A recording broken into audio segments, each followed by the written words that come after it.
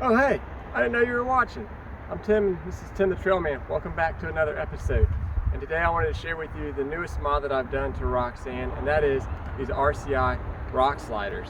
Before I go into the benefits of the Rock Sliders and why I chose RCI, I also wanted to go over and tell you that I will add the installation process at the end of this video. There are 100 episodes or videos on YouTube of how to install rock sliders to a 5th gen 4runner, and I definitely wanted to be the 101st, and so I'm going to go over the benefits first and then show you how to install them if you're interested in seeing it.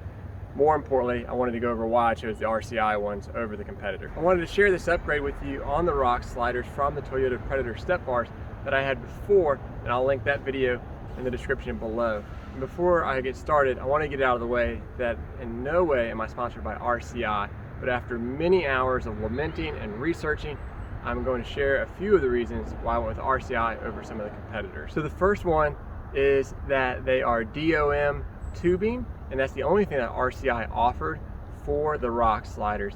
And I believe that giving the consumer many options is a good thing to do and letting them decide what they would like. In this case, being the rock sliders, I only wanted the strongest, and that is the DOM style rock slider. The second reason that I chose them is that you can see here in some of the photos that they have 4 tubes that attach the rock slider to the main gusset that bolts up to the frame rail.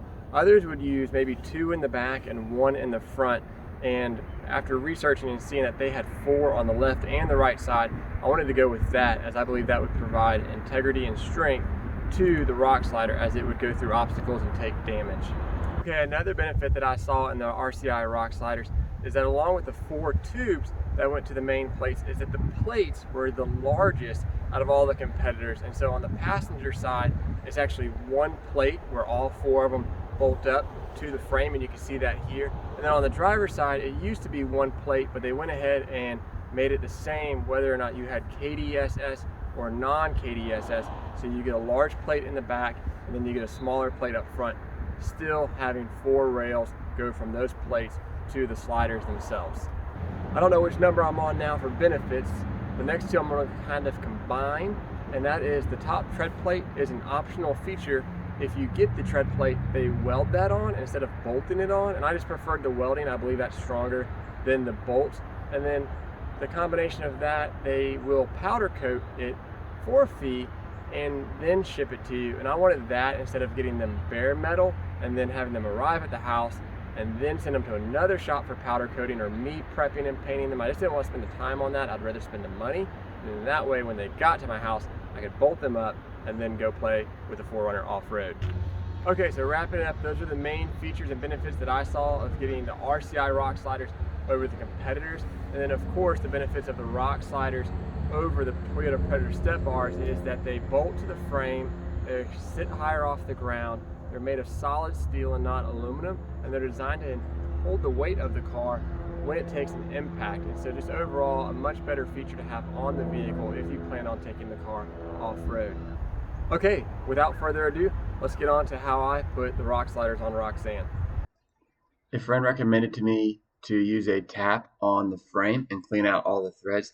And even though Roxanne was pretty new and hadn't been off-road too many times, the frame is coated from the factory, and using the tap on all of the threaded holes definitely made it easier to use the bolts with anti-seize on them later when trying to hold up the rock sliders. So this was a great use of my time and just to get all of them done on the left and the right side of the vehicle. Here you can see that I accidentally left the plastic plugs in the frame, and as of today I still need to go back and remove those, so I'll take the rock sliders back down. Then I wanted to do this by myself without jack stands, and so it was a little cumbersome. You can see that I'm doing all types of gymnastics to hold them up. I'm not sure what the rock sliders weigh, but I wanted to give it a shot and a go, and knowing that I could do this was going to be a huge accomplishment, and also that I would be able to post content that would show other people being able to do it by themselves in case they didn't have an extra person or a jack stand. So what I did to get the job done was I took a bolt and put it in the top part of the rear of the slider at the bottom of the frame of the 4runner. Then I moved towards the front of the 4runner, put the top bolt in the top hole of the frame, and then moved back and slid up the back of the rock slider to the top and then positioned the bolts there.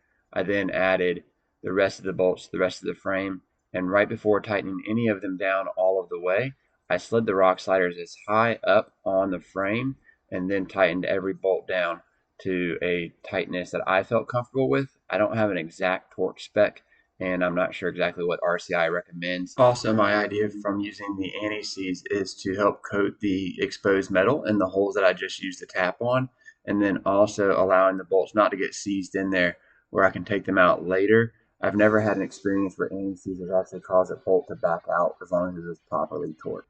There you have it, folks. That is the finished installation of the rock sliders on Roxanne. I look forward to getting out there and using them and making sure the bottom end of Roxanne is protected. You know what you really want is like when I'm curling for the girls, you know?